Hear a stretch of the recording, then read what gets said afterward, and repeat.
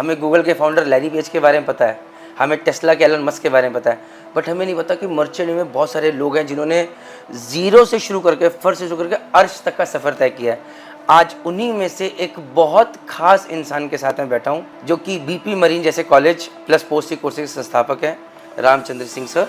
तो जहाज ऐसे ऐसे करके पानी में जा रहा था, तो सर आगे काम करने गए जहाज, तभी ऐसे करके जहाज नीचे गया और पानी ऐसे ऊपर आया। सोचो कि हजारों टन की फोर्स से पानी की पूरी लहर आई और सर को पीछे से मारी और सर को उठा के पता नहीं कितनों सौ फीट आगे जाके फेंका।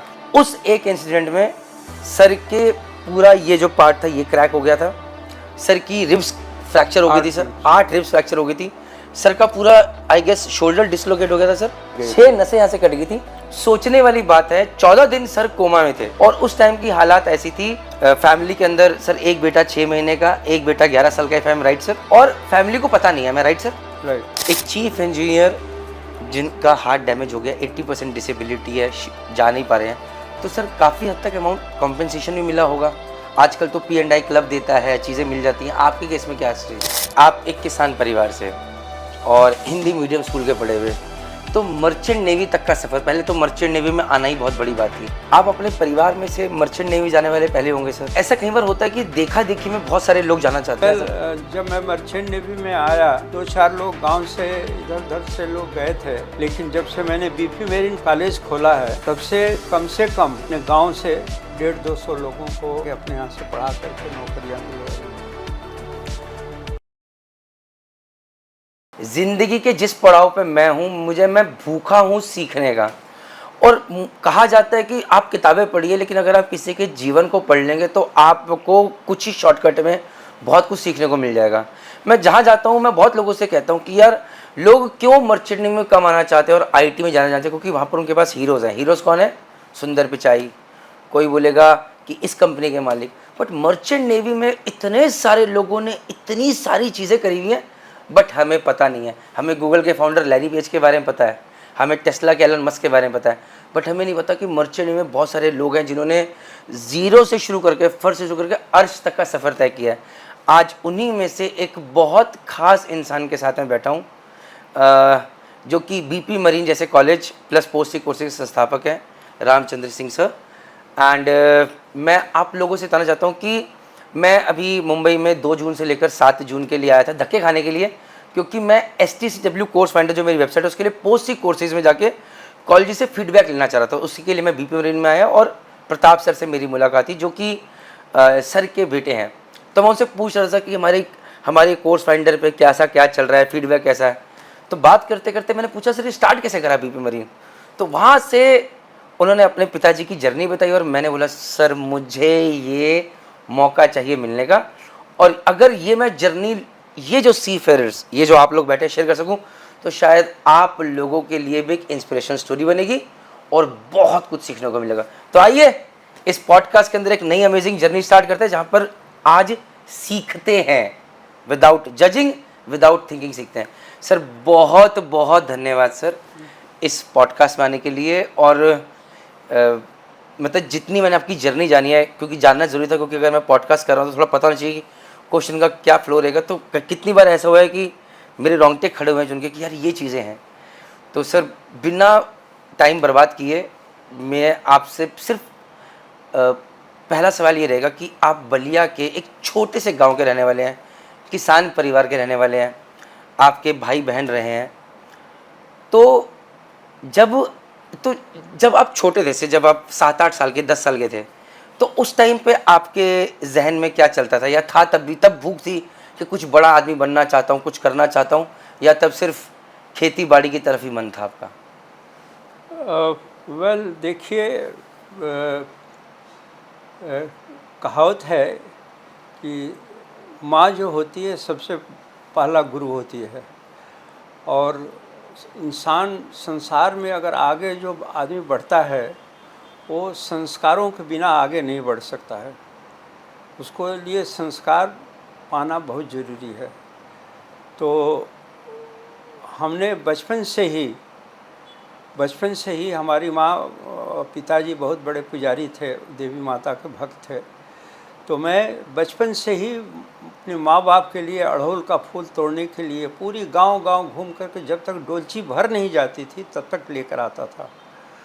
और वो जो एक हमारे पिताजी ने हमें जो संस्कार दिए थे, उसी संस्कारों पर मैं चलता रहा। और आज यहाँ तक मैं 80% डिसेबिलिटी के बाद भी ये उसी संस्कारों के चलते मैं यहाँ तक पहुँचा हूँ। तो मेरे पिताजी ने, मेरी माँ ने जो मुझे संस्कार दिया, उस संस्कारों के चलते मैं बहुत एग्रेसिव, और एक बार है कि सच्चे दिल से कोई चीज़ की चाहत हो तो पूरी कायनात सपोर्ट करती है। तो मेरे दिल में जो चीज़ हो जाती थी, उस चीज़ को पाना हमारे लिए बिल्कुल असंभव हो जाता था कि इसको हम कभी ये नहीं कर सकते हैं कि नहीं पाएँ। वो हमारे लिए वो पाना बिल्कुल संभव था, चाहे वो कोई भी चीज़ हो। सर, आप एक किसान परिवार से और हिंदी मीडियम स्कूल के पढ़े हुए, तो मर्चेंट नेवी तक का सफ़र, पहले तो मर्चेंट नेवी में आना ही बहुत बड़ी बात थी आपके लिए भैया, जहाँ पर ज़्यादा पता नहीं था। कैसे हुआ? वेल, हम उड़ीसा से बी मैकेनिकल किए थे और एयर इंडिया में हम 3 महीना तक काम किए हैं। उसके बाद हमारे एक दोस्त का भाई था जो मर्चेंट नेवी में काम करता था, उन्होंने मर्चेंट नेवी की हिस्ट्री बताई कि हमको मतलब जूनियर इंजीनियर में 3,000 सैलरी मिलती। उस समय 3,000 सैलरी बहुत बड़ी चीज़ थी। तो मैं एयर इंडिया में 700 सैलरी पाता था, और शिपिंग कॉर्पोरेशन में मैंने अप्लाई किया 76 में, और उनसे प्रेरणा मिली कि मर्चेंट नेवी में जाएंगे तो हमें बहुत अच्छा सैलरी मिलेगी। और 76 में हम इंटरव्यू दिए और शिपिंग कॉर्पोरेशन में हमारा सिलेक्शन हो गया।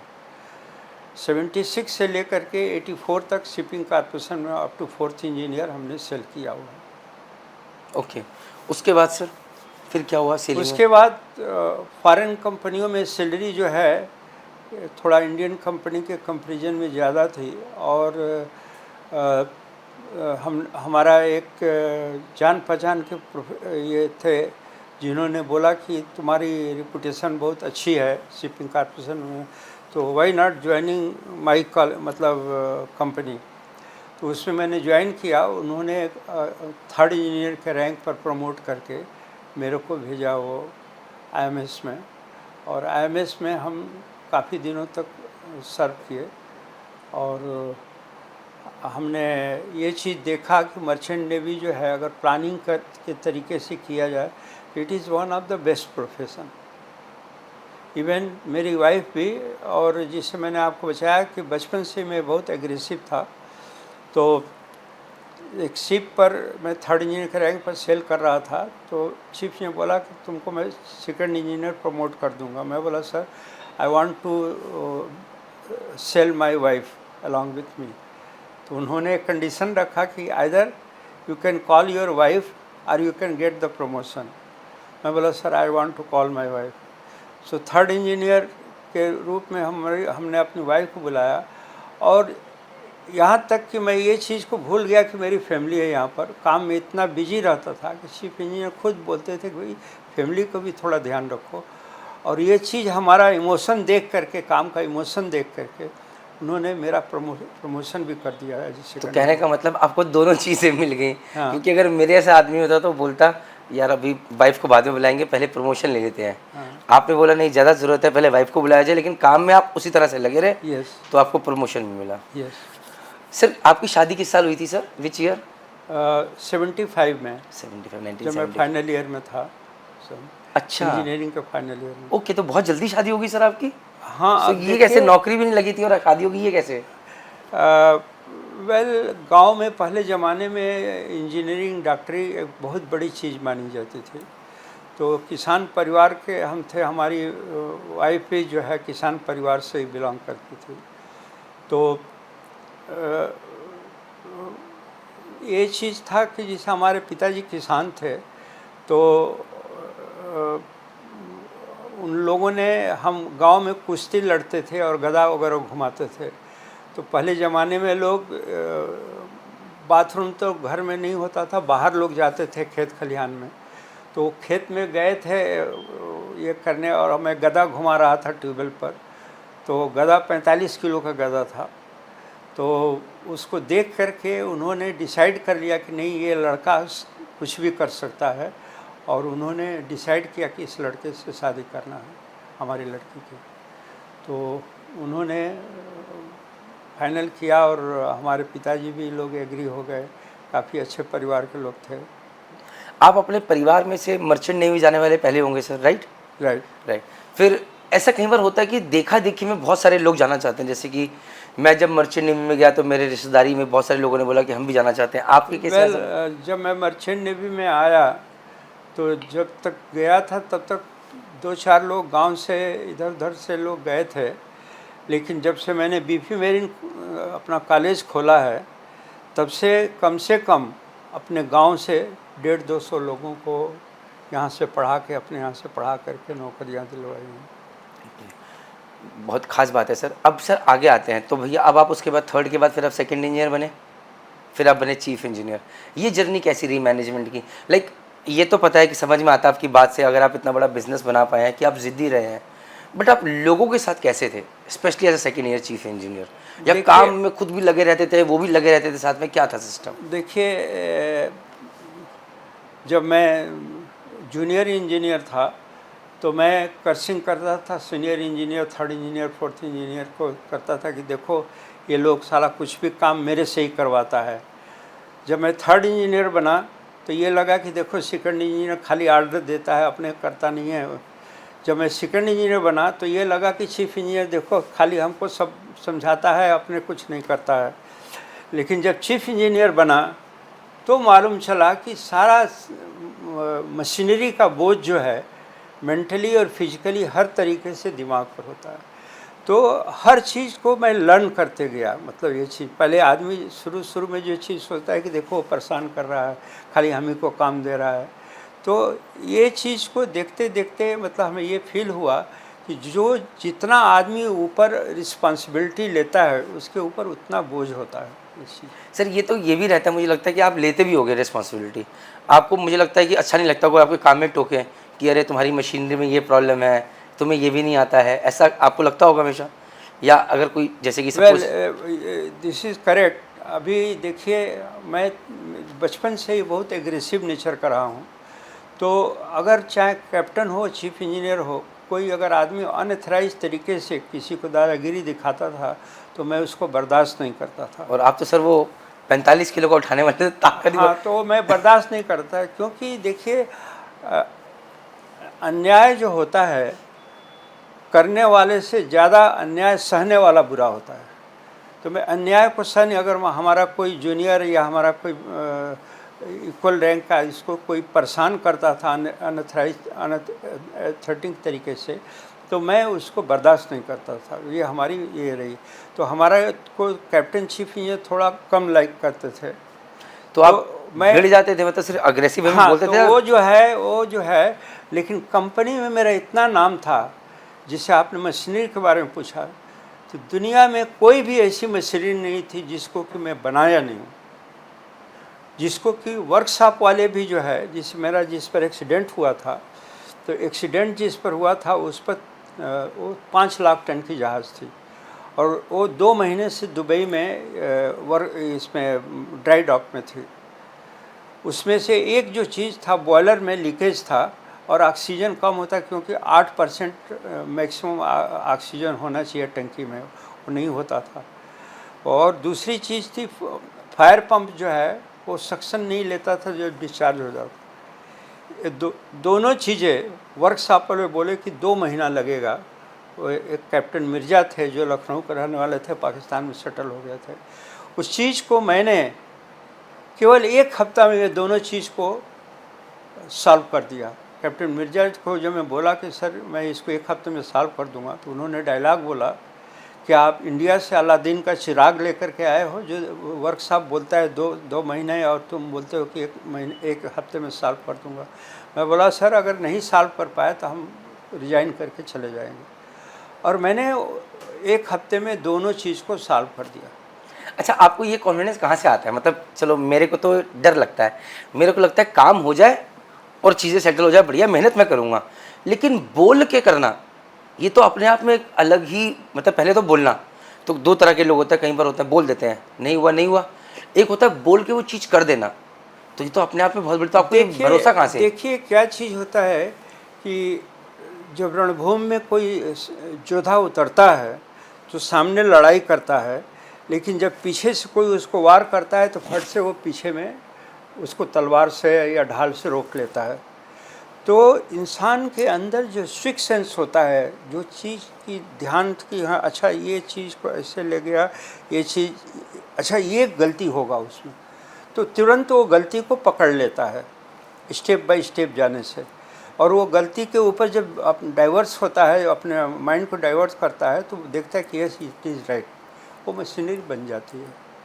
तो नॉलेज भी होना चाहिए एज वेल एज एक जुनून भी होनी चाहिए कि इसको किसी भी कीमत में बनाना है मेरे। अब मैं आप लोगों से एक चीज़ कहना चाहता हूँ, ये कभी भी किसी भी आप इंस्पिरेशनल पर्सनालिटी से मिलेंगे, आप हमेशा नोटिस कीजिएगा दे आर ट्रबल शूटर्स।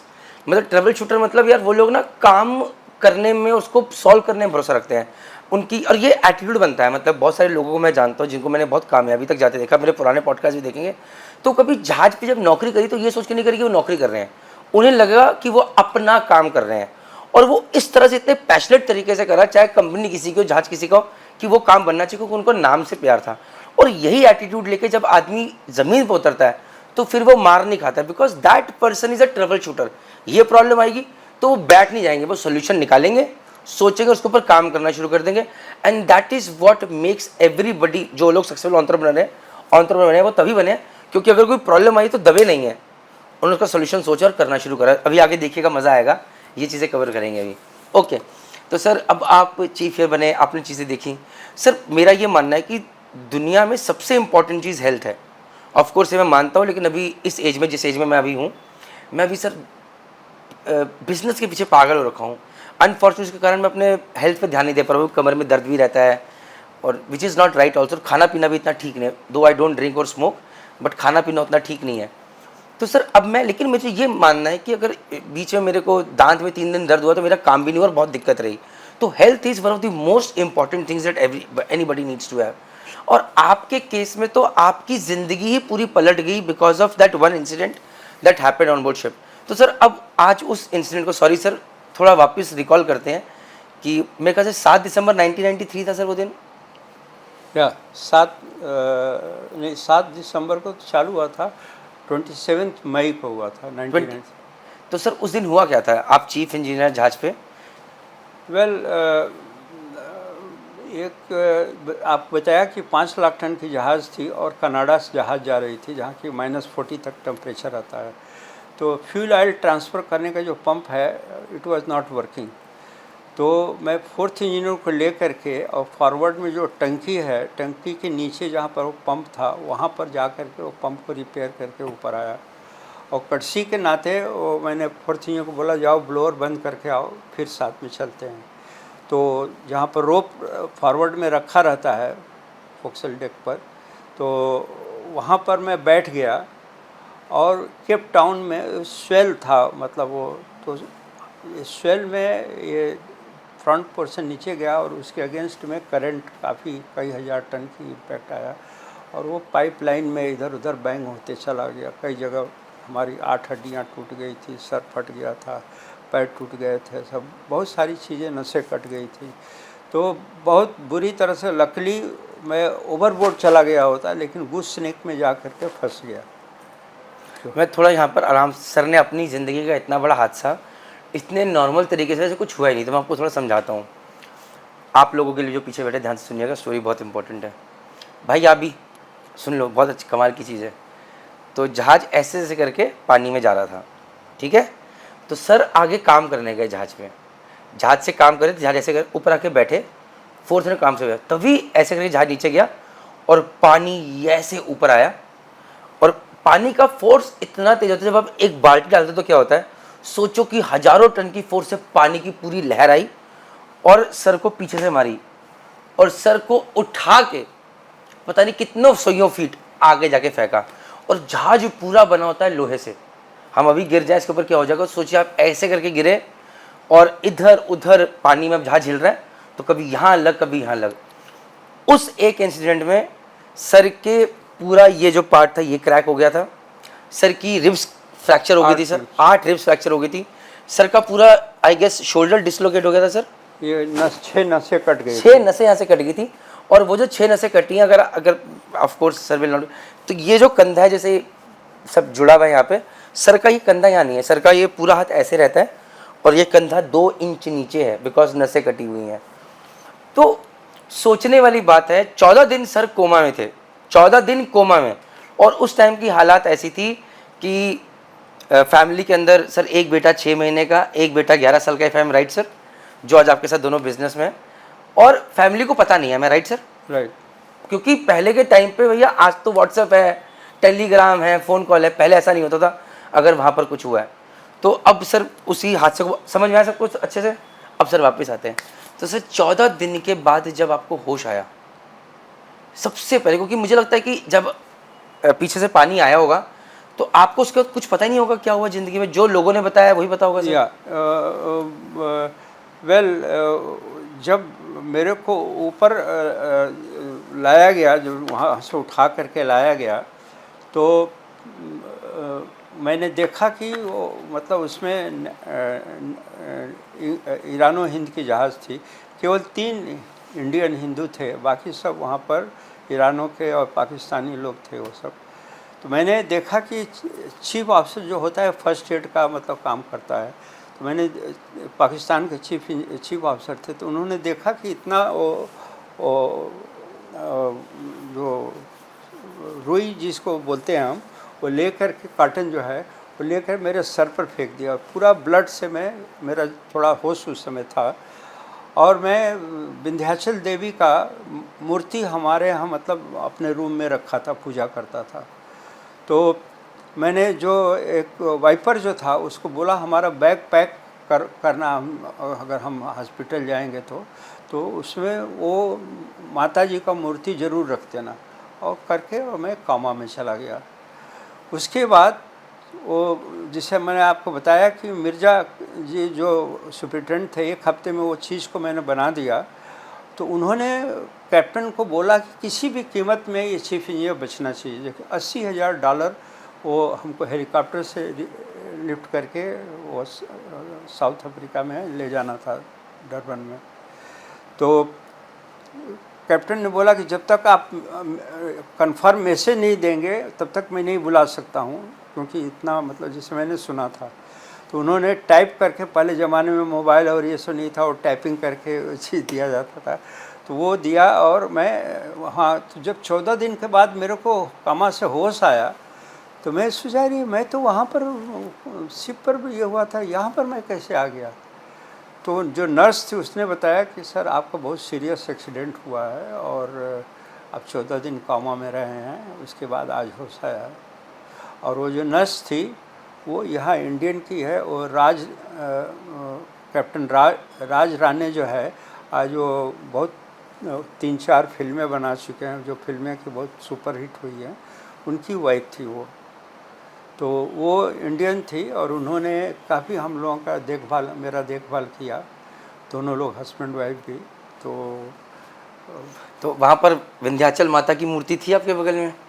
वो बैग में हाँ, बैग में थी। इतने, चलो इतना भरोसा सर, मैं सच बोलूँगा, पॉडकास्ट पे मेरे से वैसे भी सच ही बोला जाता है। जैसे सर मैं जय माता दी बोलता हूँ दिन में 100 बार 150 बार बोलता हूँ, बट मैं सर क्या बोलूँ, मैं बड़ा अंदर से दुखी हो रहा हूँ। जैसे मैं सोचता हूँ कि मैं महीने में 1 बार वैष्णो देवी जाऊँ ही जाऊँ, लेकिन सर अभी 5 महीने से नहीं गया हूँ। बट जैसे किसी मिलूँगा जय माता दी बोलूँगा।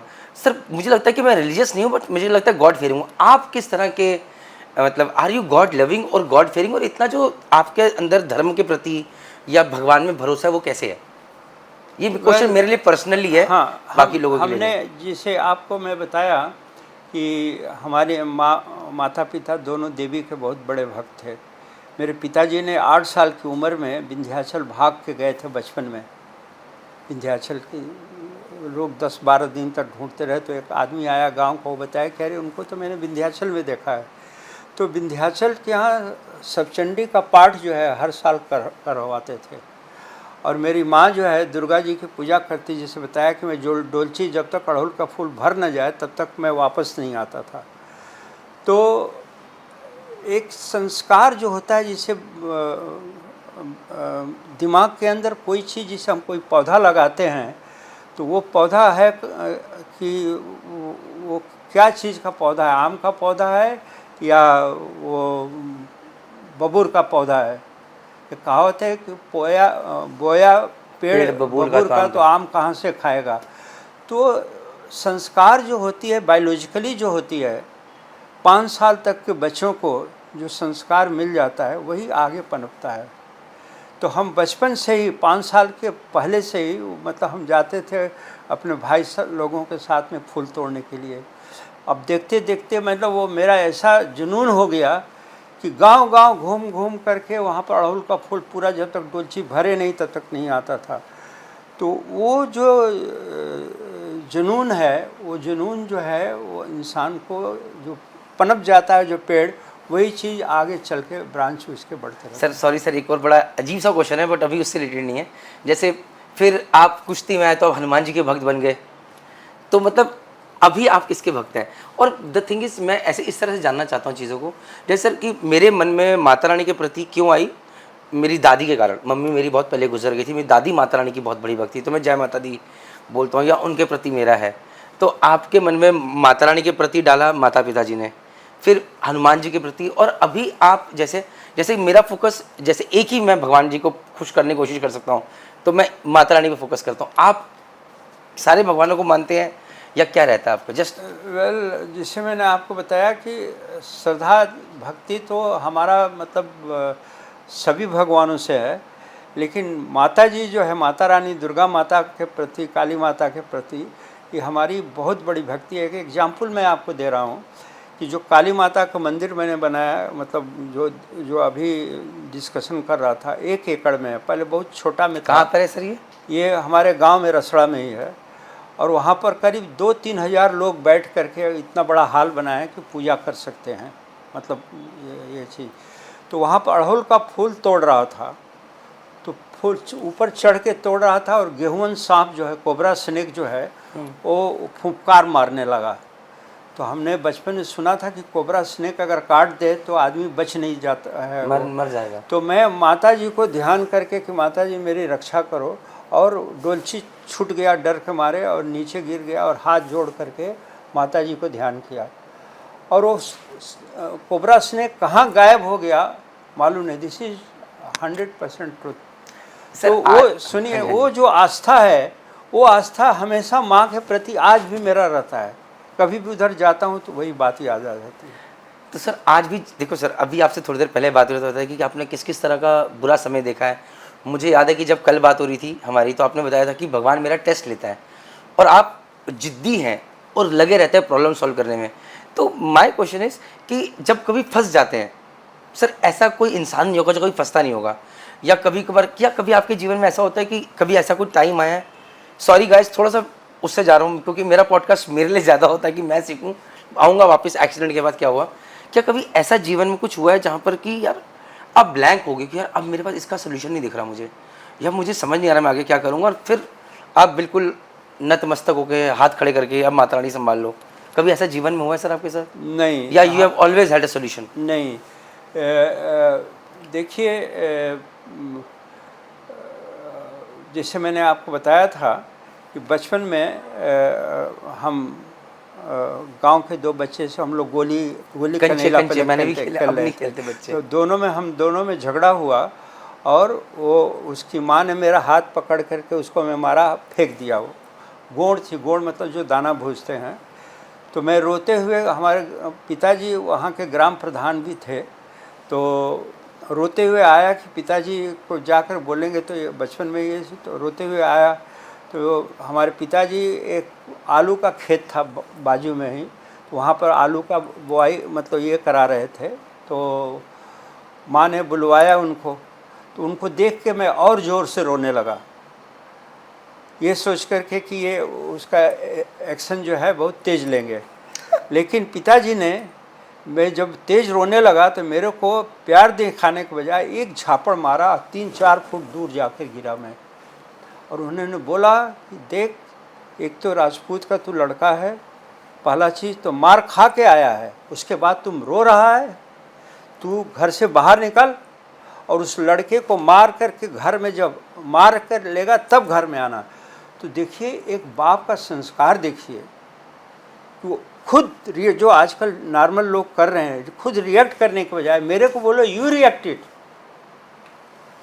और 2-3 घंटे तक घूमते रहा। मोहल्ले के लोगों ने बोला कि भाई थोड़ा इनसे उससे मार खिलवा दो, नहीं तो बहुत बड़ा हंगामा हो जाएगा। वो आया लड़का, मार खा करके तब घर में आया।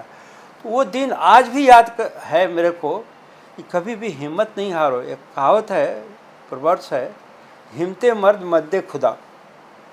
तो मैं कभी हिम्मत हारता नहीं हूँ, और हिम्मत नहीं हारते हैं तो भगवान भी मदद करता है। तो चलिए सर, अब भगवान की बात करते करते वापस आते हैं। अब 14 दिन का कोमा हुआ, परिवार पे कब पता चला कि भैया, मैम को कब पता चला कि हाँ, वो ये जो है मतलब 14 दिन के बाद जो है वो ये हमारे जो नर्स जो बता रहे हैं उनसे हमने फ़ोन करवाया। हमारे यहाँ पर सोसाइटी में जो टेलीफोन था उस पर फ़ोन करवाया कि ऐसे ऐसे हालत में हम हैं। तो मेरी वाइफ को तब पता चला, और जब मैं, तो वो भी काफ़ी मतलब पूजा पाठ में ये रहती हैं, तो देवी के वो भी पूजा पाठ करती रहें कि जल्दी ठीक हो जाए ये सब। तो यहाँ आने के बाद यहाँ आने के बाद मैं गर्दन नहीं घुमा पाता था, ठीक से सांस नहीं ले पाता था, इवन आफ्टर 3-4 मंथ्स भी। मैं गॉड को कर्सिंग करता था कि मेरे को बचाया क्यों गॉड, मैं ये ज़िंदगी लेके कैसे जीऊँगा। जो कि अभी डायरेक्टर जनरल शिपिंग आए थे हमारे यहाँ गोल्डन जुबली जीपी रेटिंग में, सेम स्पीच उन्होंने दिया हुआ है। इस परिस्थिति में इंसान दुनिया छोड़ के जाने की बात सोचता है, और इस इंसान ने 80% डिसेबिलिटी के बाद इतना बड़ा एम्पायर खड़ा किया, ऐसा कॉलेज मैंने आज तक देखा नहीं। वो स्पीच में बोला है। उनका नाम है श्याम जगन्नाथ। तो सर माय थिंग इज़, मैं थोड़ा और पहले जा रहा हूँ आराम से, कि सर जब मैम को पता चला आप यहाँ पर आए, 3 से 4 महीने आपको लग गए, उस टाइम पे जो मनोस्थिति ये चल रही थी कि हर किसी का सोच सकती है कि यार मेरे को बचाया क्यों। एक तो मन में ये चल रहा था कि भैया चीज़ें, पारिवारिक स्थिति कैसी चल रही थी, फाइनेंशियली कैसी चीज़ें चल रही थी परिवार में, और मैम के मन में क्या चल रहा था, अगर मैम ने कभी बताया हो। बच्चे छोटे छोटे, 6 महीने का एक बेटा, 11 साल का एक बेटा। देखिए सबसे बड़ी चीज़ ये होती है कि किसी का हाथ मान लीजिए कि थोड़ा सा कट जाए, तो एक आदमी होता है कि वो करके वो चिल्लाने लगता है, ये होता है। एक योद्धा को 1-2 तलवार नहीं, 40-50 तलवार उसके शरीर में लगती है। एक पिक्चर है रजिया भाई सुल्तान। तो शाम को जब लड़ाई के बाद, शाम को सूर्यास्त के बाद जब लड़ाई बंद होती थी तो योद्धा सब आते थे और वैद्य उनकी दवाइयाँ करते थे। तो रजिया ने बोला है वैद्य को कि नहीं, ये छोड़ दीजिए, ये शोभा तो हमेशा नहीं दिखाई देती है। तो मन के हारे हार है, मन के जीते जीत, ये प्रवर्स नहीं है, these are the universal law. तो यहाँ आने के बाद मैं धीरे धीरे धीरे धीरे ये चीज़ स्टेज पर आता गया कि नहीं, हमें बच्चों को संभालना है, हमें आगे बढ़ना है। तो अपनी ज़िंदगी में पहली बार हैंडीक्राफ्ट का मैंने STD PCO बूथ के लिए अप्लाई किया एज ए हैंडीक्राफ्ट, और 2 हफ्ते में मिल गया मेरे को। और परिस्थिति तो बहुत बुरी थी, लेकिन हमने सेलिंग पीरियड में एक दुकान, वो जो बताया कि जिसमें STD PCO सानपाड़ा में दुकान लिया था, और एक घर जहाँ वासी में नालंदा में हमने एक घर लिया था। तो और इसके बीच में हमने अपने पिताजी को भी, सब बहनों की शादी वगैरह में भी हेल्प करते रहा। तो ये STD PCO बुथ जब चालू हुआ तो उससे हम लोगों के बच्चों का थोड़ा सा या परिवार का गुजर बसर होने लगा। एक चीफ इंजीनियर जिनका हार्ट डैमेज हो गया, 80% डिसेबिलिटी है, जा नहीं पा रहे हैं, तो सर काफ़ी हद तक अमाउंट कॉम्पेंसेशन भी मिला होगा आजकल तो P&I क्लब देता है, चीज़ें मिल जाती हैं, आपके केस में क्या स्टेट रही? देखिए हमें लोगों ने बताया यूनियन में जाइए, यूनियन वालों से नुसी यूनियन थी वहाँ पर, उनसे मिला। वो बोले कि 80,000 तुमको मैं दिलवा दूंगा, ये कर दूंगा। लेकिन जिस कंपनी में मैं था ईरानो हिंद में, उसके जो सुपरिटेंडेंट थे यहाँ पर, वो एक मिस्टर अग्रवाल थे। उन्होंने बोला नहीं, तुम अप्लाई करो, तुम्हारा कंपनसेशन कम से कम 20-25 लाख रुपया मिलेगा।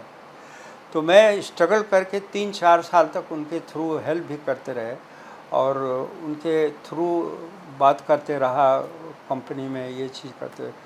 तो करीब 3-3.5 साल के बाद जो है हमें 21 लाख रुपया कंपनसेशन मिला।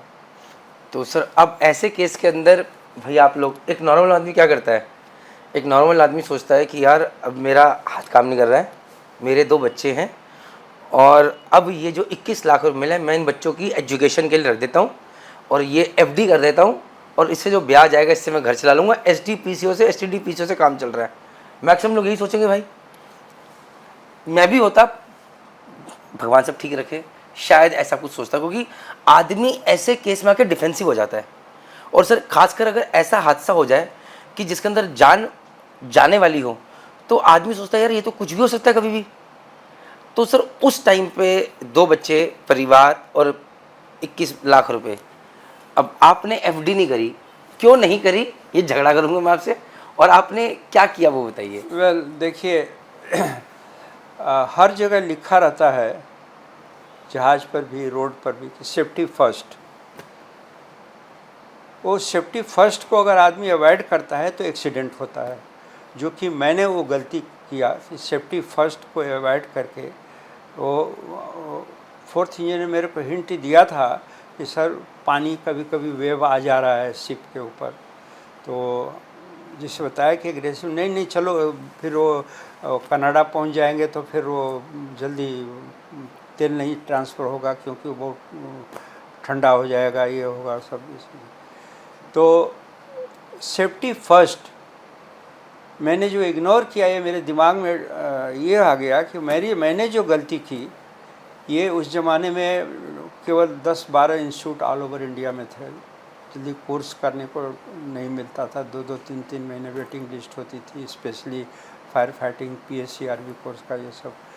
तो हमने सोचा कि हम अपने सी फेरर को सेफ्टी का कोर्स चलाऊंगा, और जिससे मैं कुछ काम नहीं था, STD-PCO बूथ दिन में तो नहीं, रात में बीवी के साथ में बैठता था, दिन में तो एम्प्लॉय रहता था। तो टाइम पास करने के लिए हमारे जो दोस्त थे 2-3, राजीव भाटिया वगैरह ये सब जो है, इनके साथ में बैठता था। तो वो लोग बोलते थे यार we should start academy, we should start academy. उस समय तो एकेडमी का मतलब भी मेरे को समझ में नहीं आता, कॉलेज, यूनिवर्सिटी, ये सब एकेडमी। मतलब what is the meaning of academy यार, बोला ये कॉलेज यार। तो जब उन लोगों ने उस चीज़ को बंद कर दिया, तो मैंने, जब मेरा कंपनसेशन आया तो मैं पूछा कि मैं एकेडमी चालू कर सकता हूँ अगर तुम लोगों को कोई ऑब्जेक्शन नहीं हो तो। बोला yes yes carry on. Rajiv Bhatia ji sir, वो इंडोस वाले, राइट। हाँ, तो ये मेरे ही कॉलेज के सीनियर है सर, वो तो उनके ब्रदर जिन्होंने अपनी कंपनी स्टार्ट करी, तो मैं भी उनसे ही मिला था जाके। तो good thing is I am meeting a lot of inspiring personalities because of this podcast that I am doing. तो सर उनसे आपने पूछा और फिर आपने बोला कि अब शुरू करते हैं, तो फिर अब हाँ, तो उसमें से 21 लाख रुपया जो कंपनसेशन मिला था, मैंने बिल्डर से 17 लाख का एक रूम खरीदा इस बिल्डिंग में। जो लोग BP मरीन को जानते हैं, जो एक बहुत बड़ी बिल्डिंग है बेलापुर के रेलवे स्टेशन के सामने, आप सब जानते हैं, तो ये पहले ही बहुत बड़ी बिल्डिंग थी और इसे घोस्ट सिटी कहा जाता था। यहाँ पर बहुत लोग रहते नहीं थे, अभी उसकी बात भी करेंगे सर से। तो सर ने इस बिल्डिंग के अंदर, जो आज पूरी बिल्डिंग आप बेलापुर में देखते हैं, आपको पता है नीचे शॉप्स भी हैं, सब मैक्सिमम सर की हैं, तो उसमें एक रूम सर ने लिया 17 लाख रुपए का उस टाइम पे। 17 लाख रुपए का एक रूम खरीदा और उसमें हमने एलिमेंट्री फर्स्ट एड का सेटअप किया। वो वहाँ पर MGM हॉस्पिटल में गए, वहाँ पर सब देखे वगैरह कि कैसा सब सेटिंग होता है मेडिकल का। तो उस तरह का सब बॉम्बे से सब मॉडल वगैरह सब खरीद करके उसको सेटिंग किया और 18 महीने तक DG शिपिंग में स्ट्रगल किया, क्योंकि मैं स्लिंग बांध के जाता था। तो DG शिपिंग में जो लोग होते थे, चीफ सर्वेयर या नॉटिकल एडवाइज़र, या ये लोग बोलते थे कि mister Singh, you are 80% disable, running merchant navy college is not a job, why you are not going and teaching in LBS college. तो मैंने बोला सर, अगर मैं 1 साल LBS कॉलेज में टीच कर लूँ तो फिर उसके बाद क्या मेरे को चांस मिल सकता है। बोलते थे that we cannot guarantee like no. तो 18 महीने की स्ट्रगल करने के बाद मिस्टर रविचंद्रन, एक जो एडिशनल डिप्टी DG जो थे वहाँ पर, मिस्टर रविचंद्रन, उन्होंने कैप्टन सुब्रमण्यम जो कैप्टन सुब्रमण्यम जो LBS कॉलेज के प्रिंसिपल से, तो उनको उन्होंने गाइड किया कि ज़रा एक बार जाके बीपीएन को देखो, ये बंदा 18 महीने से आ रहा है। When Captain Subramaniam has come for inspection, he find कि there is no any deficiency, इतना सुंदर सेटअप किया हुआ है। और प्रोफेसरों से पूछा, जो मेडिकल के जो प्रोफेसर थे, कि आप लोग कितने दिनों से हो? तो सर हम लोग 6 महीने से हैं। कोई बोलता है मैं 10 महीने से हूँ। तो आप लोगों को सैलरी मिलती है? तो हाँ सर देते हैं सैलरी। ही शॉक कैप्टन सुब्रमण्यम। तो आप सैलरी दे रहे हैं लेकिन कोर्स नहीं चल रहा है, क्योंकि आप कोर्स नहीं चल रहा है और सैलरी भी उनको दे रहे, क्योंकि वो सब सेटअप करें ना, कोई नहीं तो चले जाएंगे, छोड़ करके चले जाएंगे। फिर कैसे करेंगे? तो ये चीज़ होगा। तो captain Subramaniam was shocked and he approved it. और उन्होंने वो वासी में आए थे अपने फैमिली को ले करके, बोले मैं 10 मिनट में आता हूँ। सोचे कि जाएंगे और रिजेक्ट करके चले आएंगे, लेकिन ही वाज आल्सो इमोशनल। तो उन्होंने ये दिया और अप्रूवल देने के बाद उन्होंने बोला mister Singh, you cannot survive with only 1 course. उस ज़माने में PSSR का बहुत बड़ा डिमांड था, और बोले कि you start the PSSR course. तो हमारे पास जो 4 लाख रुपए जो बचे थे, उसमें से 1 लाख रुपए मैंने अपनी वाइफ के अकाउंट में डाल दिया, और 3 लाख रुपए बिल्डर को दिया, हरबंस सिंह। इस बिल्डिंग को जो बनाया उनका नाम है हरबंस सिंह। और ये जो 7th फ्लोर है, इसको मैंने रेंट पर लिया, और वो काफ़ी उसका ब्याज पर वो देते थे ये। तो धीरे धीरे उन्हीं के ऑफिस से एक बंदे ने बोला कि ये डूबती हुई कश्ती है, अपना पैसा निकाल, नहीं तो ये। तो मैंने उसी पैसे से और PSR से जो ये 7th फ्लोर खरीदा। वो 3 लाख रुपया जो दिया था वो, प्लस जो पैसा अर्न हुआ था उससे ये 7th फ्लोर खरीदा।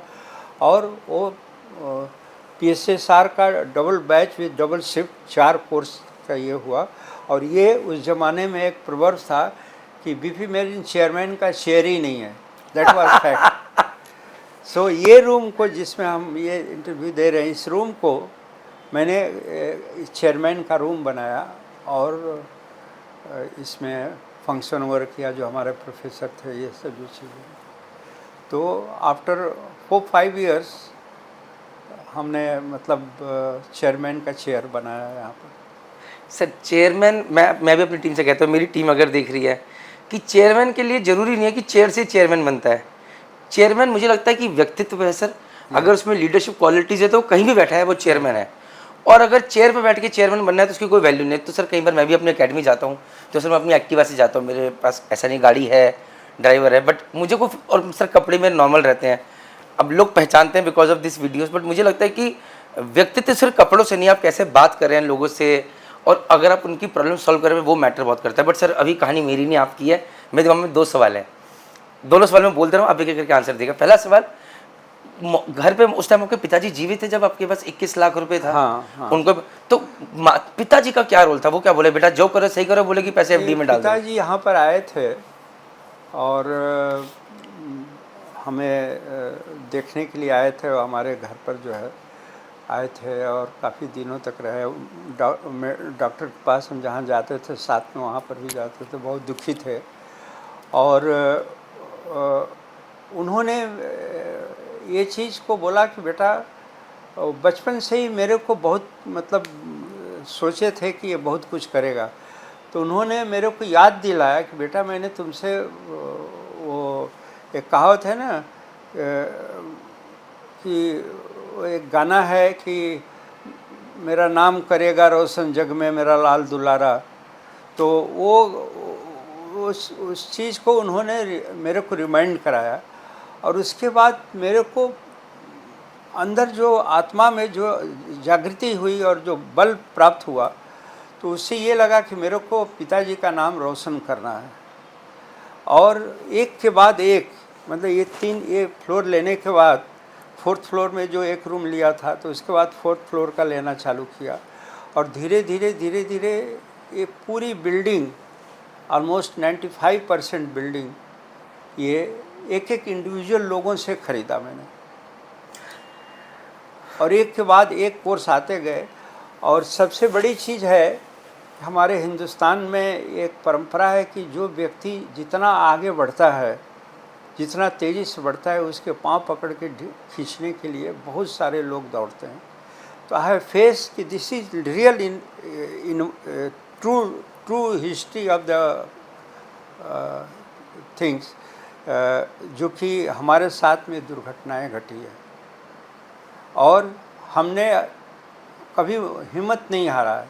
और भगवान का जो आप नाम ले रहे थे, तो हमने हमारे गांव में जो शंकर जी का मंदिर था, 4x4 का था, उनको मैंने प्रे किया कि हे प्रभु, अगर मैं सब कुछ सही तरीक़ा से कर लूँगा तो हम आपका मंदिर को भव्य रूप में बनवाऊँगा। और 4-5 साल के अंदर में ऑलमोस्ट 4th फ्लोर और 7th फ्लोर पूरा ये हो गया। और 2005 में जाकर के शंकर जी का मंदिर हम वहाँ पर गांव में बनवाए। सर, वाइफ एक बहुत बड़ा रोल प्ले करती हैं एक आदमी की सक्सेस में। उसमें मैं फिर वापस आ रहा हूँ, तो पिताजी ने तो आपको हौसला दिया। जैसे मेरे पिताजी हमेशा अगेंस्ट रहे हैं, मैं जब बिज़नेस में है, कि नौकरी से अच्छा कुछ नहीं है, तू बिज़नेस में क्यों जा रहा है। अभी भी इतने खुश नहीं है मेरे इस डिसीजन से, क्योंकि अब जब मैं स्ट्रेस में रहता हूँ या मुझे वो परेशान देखते हैं तो उन्हें लगता है तेरी नौकरी बहुत अच्छी थी। और सर, परेशानी होती है, आपने तो कितनी सारी परेशानी देखी। मैंने तो अभी लगता है मुझे आपकी परेशानियों का 1% भी फेस नहीं किया होगा।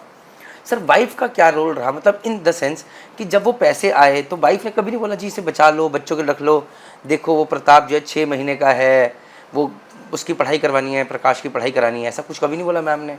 या बस बोला कि जो कर रहे हो करो? देखिए, आपने बिल्कुल सही आंसर हुए। हमारी वाइफ जो है हर बुरी परिस्थिति में मेरे साथ खड़ी रही है। STD PCO बूथ में 12 बजे के बाद कोई एम्प्लॉई नहीं ठहरता था, और 12 बजे के बाद आधा रेट हो जाता था। रात 12 बजे के बाद? हाँ, रात को 12 बजे के बाद आधा रेट हो जाता था। ज़्यादा लोग आते थे उस टाइम कॉल करने? उससे ज़्यादा लोग। और 3 बजे के बाद 1/4 हो जाता था। तो कभी कभी 4 बजे तक मेरी वाइफ सैनपाड़ा में STD PCO बूथ पर बैठती थी रात को, और उसकी सेफ्टी के लिए मैं बैठता था, बाहर से ताला बंद करके दोनों बच्चों को अंदर छोड़ के हम लोग आते थे।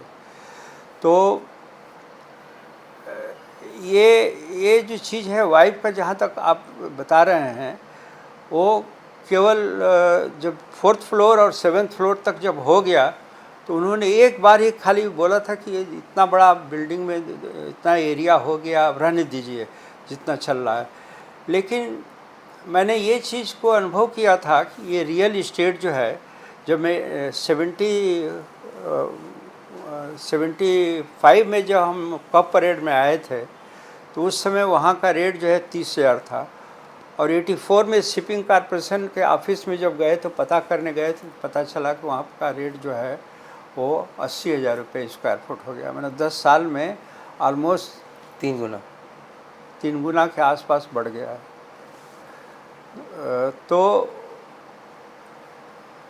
हमें ये चीज़ का आइडिया था कि रियल इस्टेट में ये प्रॉपर्टी इन्वेस्टमेंट सबसे बेस्ट है। और उस समय इसको घोस्ट सिटी कहलाता था। रायगढ़ ऑब्जर्वर ने न्यूज़पेपर में अपने निकाला था कि when CBD Belapur was sinking, BP marine reacted as a balance force to develop the. Sir, ये तो मुझे लगता है ऐसा कि आपके आज कल मैंने इंस्टाग्राम पे स्टोरी डाली प्रताप जी, मैंने लिखा कि मैं बेलापुर में जा रहा हूँ, तो अगर कोई मेरी तरफ देख रहा है, मुझे लग रहा है कि ये झाजी होगा, और मुझे लग रहा है मुझे जानता है। तो आज जितने भी यहाँ पर सारे ऑफिसेज अब यहाँ पर आ गया, मैं इतने सारे लोगों से मिल रहा हूँ, पोस्ट सी कोर्सेज में बहुत सारे कॉलेजेस यहाँ खुल गए। भैया मैं 3 दिन से लगातार BP मरीन क्यों यहाँ बेलापुर क्यों आ रहा हूँ, क्योंकि सारे पोस्ट सी कोर्सेज के सेंटर्स यहाँ पर हैं, और मुझे STW कोर्स सेंटर के बारे में लोगों से जानना है। तो सर, अब यहाँ पर सी फेयर्स यहाँ पर है, सीमेंस हॉस्टल यहाँ पर है, यहाँ पे तरह कंपनीज खुल गई हैं, कॉलेजेस खुल गए हैं, मरीन सर्विसेज के ऑफिस खुल गए हैं, and I guess it is only because of you. आप आए, उसके बाद बाहर आए। तो अगर बेलापुर के रियल एस्टेट के प्राइसेस बढ़े उसके पीछे आप, तो आपकी स्टोरी से मुझे, सॉरी सर, मुझे याद आता है वो जो मैकडोनल्ड्स वाले हैं, तो मैकडी का लोग कहते हैं उनका बिजनेस इज़ नॉट बर्गर, उनका बिजनेस इज़ रियल एस्टेट। वो सबसे बढ़िया जगह पे लेते हैं और वहाँ पर रियल एस्टेट के रेट रखे लेके जाते हैं। तो मुझे लगता है कि your business is not post sea courses और pre sea courses, your business is real estate. अभी जो आपका कॉलेज बना है, मुझे लगता है आप ही मुझे बता रहे थे शायद कि जो 15 एकड़ के अंदर है, that is very near to the international airport, है मैं right sir? Very near. So मुझे लगता है कि the amount that you would have earned from this courses, उससे 100 टाइम्स 1000 टाइम्स ज़्यादा तो प्रॉपर्टी का वैल्यूएशन बढ़ गया है। वेल देखिए क्या है कि विजन जो होता है, जिसे मैंने आपको बताया सिक्स सेंस विजन, विजन के साथ साथ में आदमी का डिसीजन भी बहुत इम्पोर्टेंट चीज़ होता है। गीता में ये लिखा हुआ है कि हर चीज़ के आने और जाने का उचित समय होता है। तो जब मैं ये खरीद रहा था उस समय में यहाँ का रेट 700 रुपये स्क्वायर फुट था, क्योंकि इसमें एक रिवॉल्विंग रेस्टोरेंट था, बाकी 500 रुपये में बाकी बिल्डिंगों में रेट था। यहाँ का 700 इसलिए था कि यहाँ पर रिवॉल्विंग रेस्टोरेंट बना हुआ था, चालू नहीं था लेकिन बना हुआ था। ये सोच के लोग यहाँ पर 700 रुपये में खरीदे थे। तो लोग जब ये घोष सिटी डिक्लेयर हुआ, नहीं डेवलप हो रहा था, और ये सामने में सकाल प्रेस है, तो शरद पवार ने अपनी सकाल प्रेस में उन्होंने लिखा था, मिस्टर शरद पवार ने, कि ये एक दिन इसको सिंगापुर संघाई बनाएंगे। तो मेरे दिमाग में भी ये बात आई कि ये यहाँ पर जो रेलवे स्टेशन है, ये एशिया का बिगेस्ट रेलवे स्टेशन है, ओवरक्राफ्ट टर्मिनल है, इतना सुंदर सुंदर बिल्डिंगें हैं, ये एक दिन सिंगापुर संघाई होगा।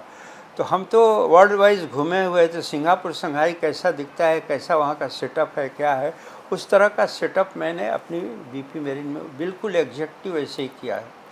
आप इसकी जो देखेंगे तो क्या होता है कि प्रोवर्ब्स, डायलॉग्स, ये सारी चीज़ें जो है केवल इस कान से सुनो इस कान से निकाल दो तो नहीं होता है, उसको दिमाग में भी डालना होता है और करने के लिए संघर्ष भी करना। आज मतलब देखिए कि सब बिल्डिंगें खंडहर बन गई है। इस बिल्डिंग में हमने चारों तरफ से एसीपी शीट लगवा दिया, तो दीवारें सब ठीक हैं, अच्छा है, दिखता है, सबसे सुंदर बिल्डिंग दिखती है।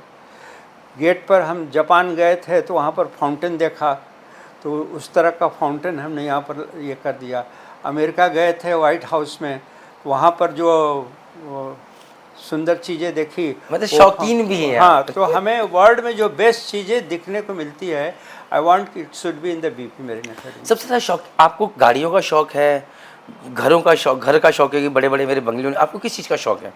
हमें न घर का शौक है, न बड़ी बड़ी गाड़ियों का शौक है। खाने का? हमें खाने का भी शौक नहीं है। हमने बचपन में नमक रोटी भी खाया है जी, माड़ भात खाया है। माड़ भात समझते हैं आप जी लोग? जी जी, चावल का पानी जिसे कहा पानी जाता है। उसी में पहले जैसे वो एक चावल होता है जिसके अंदर में माड़ मतलब लाशा जैसे गम Starch, जैसे जी, निकलता जी। था वो सब। तो हमें खाने का कोई शौक नहीं है, गाड़ियों का कोई शौक नहीं है, कपड़ों का शौक नहीं है। हमें शौक है कि नीडी लोगों को उनकी इच्छा पूरी करें, गरीब लोगों को हम उद्धार करें, ऐसी चीज़ें हम करें जिससे कि लोगों की हंसी बढ़े। तो वो चीज़ में हमारा उद्देश्य रहता है और यही रीज़न है कि हमने आज तक लास्ट 30 इयर्स में more than 50 crore rupees scholarship दिया है नीडी बच्चों को। सर मैं ये डीजी का सर्कुलर पढ़ रहा था और मेरा अगला क्वेश्चन यही होने वाला था कि कहा जाता है कि एक हाथ, मतलब जितना आप दोगे उससे ज़्यादा आपको मिलेगा। आपके पिताजी के 3 रूल्स थे, मैं चाहता हूँ कि आप सबको बताएं प्लीज़। हमारे पिताजी ने बचपन में हमें 3 चीज़ें सिखाई थी। वो 3 चीज़ें जो है वो रियल इवन धार्मिक पुस्तकों में भी लिखा हुआ है। पहला चीज़ तो उन्होंने सिखाया था कि बेटा जो 2 अंजलि से लुटाता है, इसको अंजलि बोलते हैं, बेटा जो 2 अंजलि से लुटाता है भगवान उसको 100 अंजलि से फेंकता है कि इसकी अंजलि कभी खाली नहीं हो। और ये हम लोग को बचपन में कबीरदास, रहीमदास, तुलसीदास की कविताएं पढ़ाई जाती थी। कबीरदास की एक कविता है कि चिड़िया चोंच भर ले गई नदी के घटों न नीर, दान दिए धन ना घटे कह गए दास कबीर। मतलब चिड़िया क्या होती है कि अपना पेट भरने के लिए दिन भर इधर उधर उड़ते रहती है खाना खाने के लिए, शाम को थक जाती है, प्यासी रहती है, तो नदी में जा करके 2 चोंच पानी पी लेती है, उसका सब शांत हो जाता है, थकान दूर हो जाती है, लेकिन पानी का स्तर नीचे नहीं जाता है। चिड़िया चोंच पर ले गई नदी के घटों न नीर, नीर मतलब उसकी स्तर नीचे नहीं जाता है, लेवल। और दान दिए धन ना घटे कह गए दास कबीर। दान देने वालों का धन कभी कम नहीं होता है, वो बढ़ते ही जाता है, जो पिताजी ने मेरे को संस्कार दिया था, पहला चीज़। दूसरा चीज़ उन्होंने बोला था कि बेटा एक हाथ में माला पकड़ो और दूसरी हाथ में तलवार। जो जोगी जी भी बोलते हैं कि माला और भाला। ये चाणक्य भी अपने पुस्तक में लिखे हुए हैं कि शस्त्र और शास्त्र दोनों धारण करो। शस्त्र मतलब ज्ञान, शास्त्र मतलब ज्ञान और शस्त्र मतलब शास्त्र, और शास्त्र का मतलब वो माला भाला। तो ये चीज़ बोले, और वो दिखाने के लिए मत धारण करो। माला ऐसा, माला मतलब साधु, साधुओं के साथ मतलब साधु मतलब अच्छे लोगों के साथ अच्छा व्यवहार करो, और ऐसा व्यवहार करो कि वो ये सोचे कि तो मेरे से कई गुना ज़्यादा बड़ा साधु हो। कई साधुओं को बोलेगा, एडवर्टाइजमेंट की ज़रूरत नहीं होगी। और तलवार पकड़ाने के लिए नहीं करो, खाली धारण मत करो। मतलब आज कलयुगी जो लड़ाकू हैं उनको इस तरह से सिद्ध करो वो डर के मारे तुमसे कांपने लगो। 100 लड़ाकुओं से बोलेंगे, अरे मतलब बुरे लोगों से, अरे उससे पंगा मत ले भैया। जिससे आपको बताया कि एक डायलॉग निकला है कि talking about R C. Singh is like something showing candle to the sun. मेरेक्स बुलेटिन बहुत बड़ी मैगजीन थी, उसमें निकला है। तो मैंने इस चीज़ को बहुत अच्छी तरह से फॉलो किया है।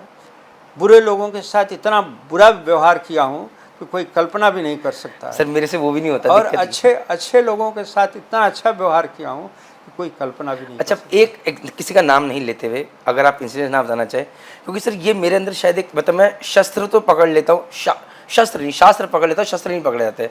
मतलब मुझे लगता है कोई बुरा कर रहा है यार, छोड़ो उससे, अपनी ज़िंदगी से काट दो, बट अपनी एनर्जी उसके साथ मत लगाओ। फॉरगेट एंड फॉरगिव, कहानी खत्म करो यार, छोड़ो, ऐसे आदमी से बात ही नहीं करनी। लेकिन आपके साथ अगर कोई बुरा करता है, देखिए मैं आपको बात करता हूँ। हम लोग बचपन में तालाब में 2 तरह के सांप होते हैं, एक गेहून होता है, एक डुढ़हा होता है। डुढ़हा मतलब जो पानी में चलता है, वो विषैला नहीं होता है। नहीं होता। और गेहून सांप जो होता है कोबरा, वो बहुत विषैला होता है, एक बार फूंक भी दे तो आदमी मर जाता है। तो इसके ऊपर रामधारी सिंह दिनकर ने कविता लिखी हुई है कि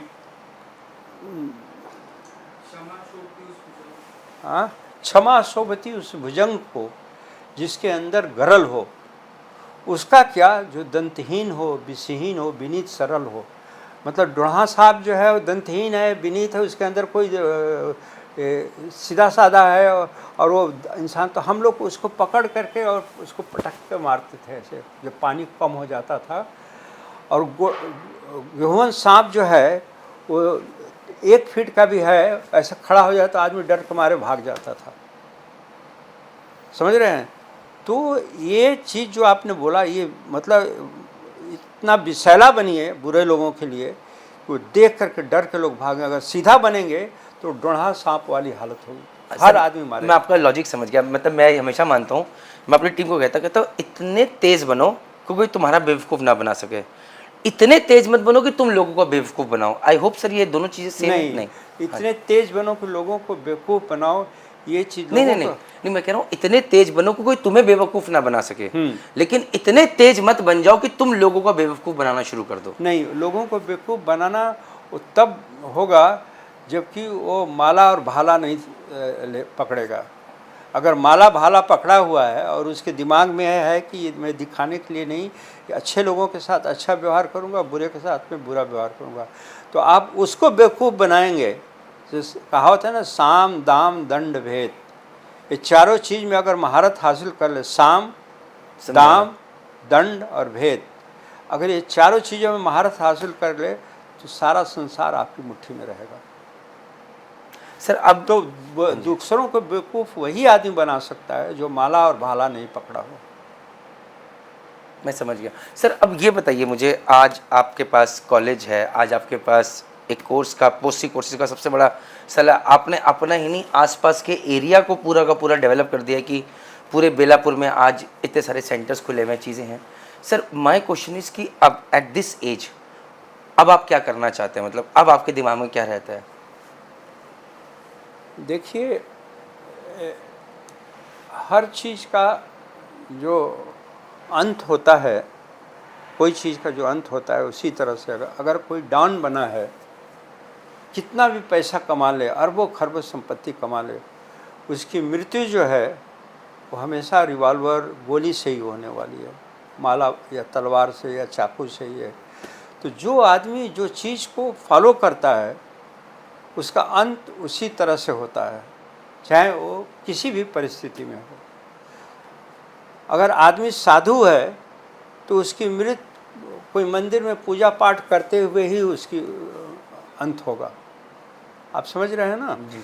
तो मेरा जो उद्देश्य है, जो मैं गरीब बच्चों को पढ़ाया हूँ और हमारे रूम के सामने आ कर के 2-2 घंटे खड़े रहते हैं कैप्टन बनने के बाद भी, जिनकी सैलरी 25-30 लाख रुपए है, और 2-2 घंटे हमारा ब्लेसिंग लेने के लिए खड़े रहते हैं।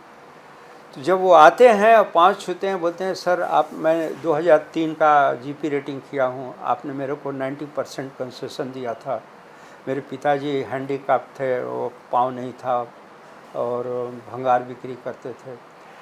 तो याद आता है अच्छा वो केस है, मतलब ये चीज़। तो मेरे को ये फील होता है कि this is real my earning. मेरे को ये धन दौलत संपत्ति से कोई अहंकार, कोई ये चीज़ नहीं है। हमें अहंकार है कि दुनिया के किसी भी कोना में मैं खड़ा हो जाऊँ, वहाँ पर हमारे एक्स स्टूडेंट मिल जाते। कहीं पर भी अगर सड़क चलते हुए कोई चौराहा पर अगर गाड़ी खड़ी है तो बाजू में शीशे नीचे करके वो सर सर सर करके ऐसे करता है। हमारे साथ एक मिस्टर कुलकर्णी जो है हॉस्पिटलिटी मैनेजमेंट के, हम लोग सिटी ऑफ ग्लासगो जा रहे थे, तो सिंगापुर में हम लोग जब सिंगापुर से फ़्लाइट चेंज करना था, आ रहे थे, तो 15-20 बच्चे लाइन में जो खड़े थे फ़्लाइट में जाने के लिए, जो सिंगापुर से इंडिया जो फ़्लाइट आ रही थी, उसमें से 15-20 बच्चे दौड़ करके आ करके मेरा पाँव छू रहे हैं। सर मैं फलाना जहाज़ से साइन अप किया हूँ सर, ये बोल बोल करके। मतलब ये नहीं कि हम पीछे हट जाएंगे। मतलब he got shock. Mister Kulkarni यहाँ के HOD थे, बोले कि सर संसार में इस तरह का मैंने कहीं आज तक अपनी आंखों से नहीं देखा है। अब आप आगे अपनी लेगेसी जो है इसको कैसे लेके जाए, मतलब क्या क्या घर पे कभी ऐसा चर्चा होती है बच्चों के साथ बैठ के कि यार मैं ऐसा चाहता हूँ, या ये मेरा विजन है, मैंने ये चीज़ें कर दी हैं, या जैसे अब एक बेटे आपके कॉलेज संभालते हैं, एक बेटे आपके पोस्ट कोर्सेज संभालते हैं, उन प्रताप जी से इसलिए मुलाकात हुई और वो भी बिल्कुल फॉर फ्रंट पे कि नहीं पापा की देखिए, जर्नी मैं कवर आपको करनी है। एक यूनिवर्सल लॉ बता दूं कि जब एक गाना है कि नौकरी का था सहारा और ये सब चीज़ था, लेकिन सुकून बहुत था। पूरा मेरे को गाने, आज सब कुछ है, पक्का मकान, कच्चा मकान छोड़ के पक्का मकान हुआ, सब कुछ हुआ, लेकिन सुकून नहीं है। तो आप जितना पैसा ऊपर कमाते जाते हैं, समझ रहे हैं, उतना आपके ऊपर, जैसे मैंने बताया कि वो 30 लाख का जो न्यूज़ निकला था, तो इनकम टैक्स कमिश्नर के टेबल पर पहुंच गया और वो बोलता है कि तुम 30 लाख रुपया मार्केट में फेंक दिया, हमारे लिए क्या करते हो। सोचिए, तो आपके पास जितनी चमक दिखाई देगी उतना आपके ऊपर अटैक होगा, मेंटली आप उतना चीज़ रहेंगे। ये केवल बाहरी लोगों का नहीं, इवन अंदरूनी लोगों का भी। अब हमने जितने मंदिरें बनाई हैं, हमारे भाई तो है नहीं, लोग भतीजे जो है, उसमें से कोई 25 लाख रुपया निकाल लिया, कोई 10 लाख निकाल लिया, कोई। तो अच्छा काम करने के लिए दुनिया का सबसे डिफ़िकल्ट टास्क है। बेटों को क्या सलाह देते हैं आप, या क्या देना, जैसे मेरे पापा से तो मुझे बहुत सारी सलाहें मिलती हैं और कुछ मैं एग्री करता हूँ, कुछ जगह पे हमारा डिसएग्रीमेंट होता है। आप क्या कहते हैं, समझाते हैं? देखिए, आपने बोला था ना कि पिताजी ने 3 चीज़ें सिखाई थी। 2 चीज़ें तो बताया आपको। एक तो जितना दोगे अंजलि उतना से मिलेगा। देना, एक हाथ में माला, दूसरी हाथ में भाला। तलवार। तीसरा था कि बेटा, पैसा कमाने से ज़्यादा, पैसा कमाना आसान चीज़ है, पैसे कमाने से ज़्यादा, कई गुना ज़्यादा वारिस पैदा करना डिफ़िकल्ट है। तो अब आप इन वारिसों की ट्रेनिंग कैसे कर रहे हैं? आई एम कमिंग बैक, जी, जी, जी। I am coming back. देखिए, आज के युग में हमारे यहाँ जो पेरेंट्स आते हैं, पेरेंट्स जो आते हैं, तो माँ आगे आगे चलती है, बीच में बच्चा रहता है स्टूडेंट, और पीछे से बाप ट्रॉली लेकर के चलता है। तो ये संस्कार देना नहीं हुआ। तो कहते हैं कि पहला गुरु माँ होती है। तो गुरु ही सही नहीं है तो बेटे को संस्कार कहाँ से मिलेगा? आने के बाद माँ जो है क्वेश्चन पूछती कि मैं अपने लड़के का जहाँ रहेगा वो रूम देख सकती हूँ, वो जहाँ खाना खाएगा वो खाना देख सकती हूँ, खा सकती हूँ, कैसा खाना मिलेगा, यही 2-3 चीज़ें पूछती हैं। तो हमने ये सब चीज़ें ये की हुई है, और हमने जितना हो सका बच्चों को संस्कार दिया है। अब जैसे ये ये यहाँ से घर गए थे खाना खाने के लिए, यहाँ पर कोर्स कर रहे थे। मैं उन्हीं से पूछूंगा उसे प्रधान ये जी। बात, इनको बाहर क्लासरूम के बाहर में इनको नील डाउन करा करके पूरा 1 घंटे तक, ताकि बच्चों को भी ये चीज़ मिले। तो आपकी मैम से आई एम जी, कमिंग बैक, जी, कमिंग बैक। लेकिन ये 100% नहीं फॉलो किया हूँ, क्योंकि अब जैसे मान लीजिए कि जब मर्सिडीज़ गाड़ी हो गई, BMW गाड़ी हो गया, तब मेरी वाइफ बोलने लगी कि बच्चे को ज़रूरत क्या है, वो बस में वो पूरा घूम करके 1 घंटे में बस आती है यहाँ पर, मर्सिडीज़ गाड़ी भिजवा दो, ड्राइवर को लेकर के 5 मिनट में आ जाएगा। वासी में कौन सा स्कूल है? Sacred Heart. तो अब मान लीजिए कि जब मर्सिडीज़ गाड़ी जा रही है और उसमें स्टूडेंट 8 क्लास का या 5 क्लास का स्टूडेंट आ रहा है, तो कितनी लड़कियां देखेंगी, कितने लड़के देखेंगे, अब सब उसके फ़ैन हो जाएंगे। समझ रहे हैं? हाँ जी। ये गलतियां हैं, बाप की गलतियां जो मैं आपको उदाहरण के रूप में दिया हुआ। तो ये चीज़ 100% में नहीं फॉलो किया, जो कि ये पॉसिबल भी नहीं है, ये पॉसिबल भी नहीं है। डिपेंड सर करता है। एक last question and I and the podcast with you. फिर मैं प्रताप जी को बुलाऊंगा कि एज अ फादर क्या क्या चीज़ें स्टर्न रही हैं, क्योंकि जो लोग नहीं जानते, सर ने अपने बच्चों को जहाज पे भेजा है, बोला भैया जाके चीफर बन के आओ, कप्तान बन के आओ, वहाँ रगड़म पट्टी रही है। सर मैम के साथ आपके डिसएग्रीमेंट्स अगर कभी होते हैं तो किस बात पे होते हैं? जैसे मेरे तो बहुत होते हैं मेरी वाइफ के साथ, ये बड़ा, या आपके नहीं होते हैं या कैसा? देखिए, मैं आपको एक चीज़ बता देता हूँ।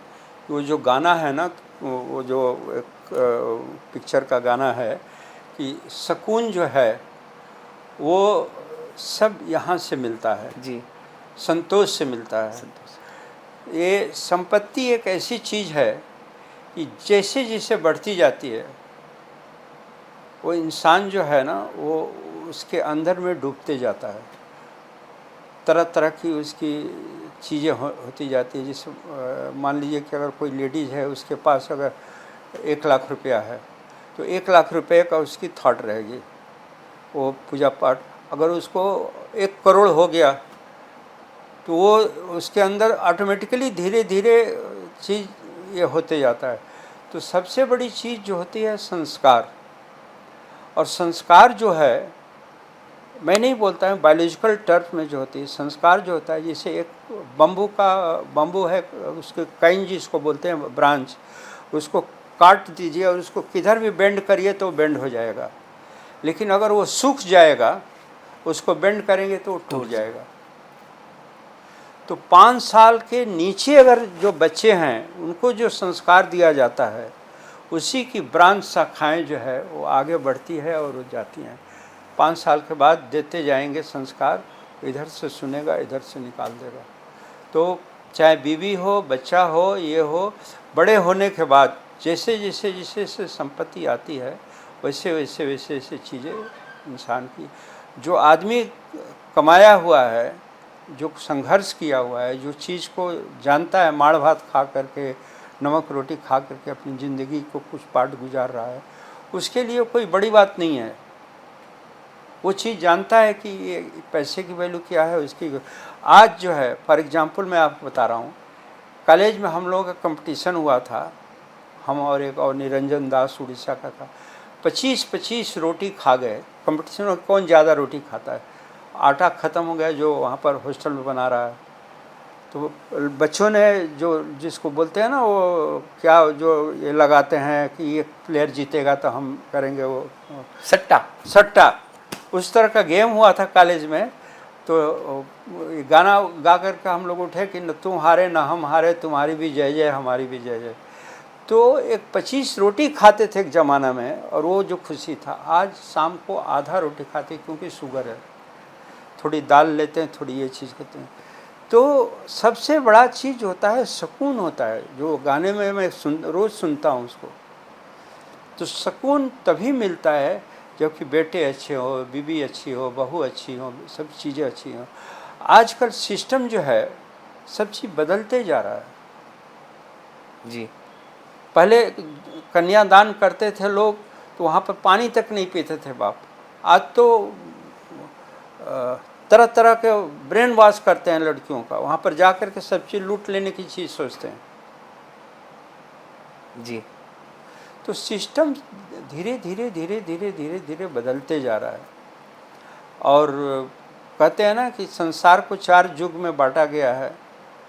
कलयुग का एंड जो होता है लास्ट होता है, उसके बाद फिर सतयुग से चीज़ें चालू होती हैं।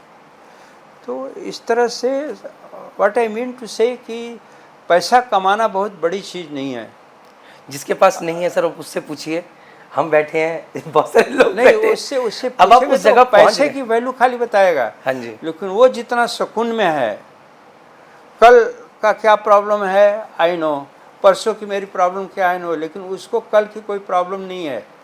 सर सुकून जो है ना, उसको सुकून जो है बहुत है। सर आप जिस जगह बैठे हैं, हम सारे पीछे बैठे हैं यहाँ पे, हम आपकी तरह बनना चाहते हैं। आप कहते हैं मुझे सुकून चाहिए। सर ये मोह माया है सर, ये ऐसी चलेगी। बट मैं फिर भी मानता हूँ यहाँ पर हम जितने लोग बैठे हैं sir, money is important. I know सुकून से अच्छा कुछ नहीं, संतोष है।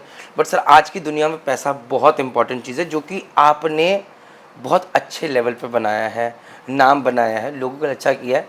हाँ, अब जहाँ तक सुकून की बात है सर, मुझे लगता है तो बनारस के घाट पे जाके ही मिलेगा सर। आजकल का ज़माना बड़ा, देखिए कोई भी चीज़ पाने के लिए हर पिक्चर में बोलिए या हर बुक में लिखिए, हर जगह लिखा हुआ है। एक पिक्चर है, उसका नाम लक्ष्य है, लक्ष्य पिक्चर। उस पिक्चर का गाना है वो हीरो लक्ष्य पिक्चर का क्या नाम है वो, ऋतिक रोशन। हाँ, ऋतिक रोशन। बहुत डरपोक लड़का था पहले, अभी आर्मी का ये हो जाता है और पहाड़ी पर चढ़ करके उसको जाना होता है लास्ट पर, मतलब उस वक्त। तो उस लक्ष्य में गाना है कि लक्ष्य को हर हाल में पाना है। इमेजिन करिए जो बोल रहा हूँ, चाहे बरसे अंबर से आग, चाहे लिपटे पैरों से लाग, लक्ष्य को हर हाल में पाना। मान लीजिए यहाँ से 50 मीटर की दूरी पर कोहिनूर हीरा रख दिया जाए और ऊपर से अंगारा बरस रहा है, आपके इधर में 2 अंगारा घुस जाएगा तो आप वहाँ रुक पाएंगे? इतना जलने लगेगा, दौड़ने लगेंगे इधर उधर। और नीचे में दौड़ने के लिए जगह भी नहीं है, लाशा बिछी है। लाग मतलब लाशा, वो गम जो उधर ये डालते हैं ना, चारकोल जो सड़क पर, तो आप उठा के दौड़ना चाहोगे तो नहीं करो, वहाँ पर पाँव फंसा हुआ है।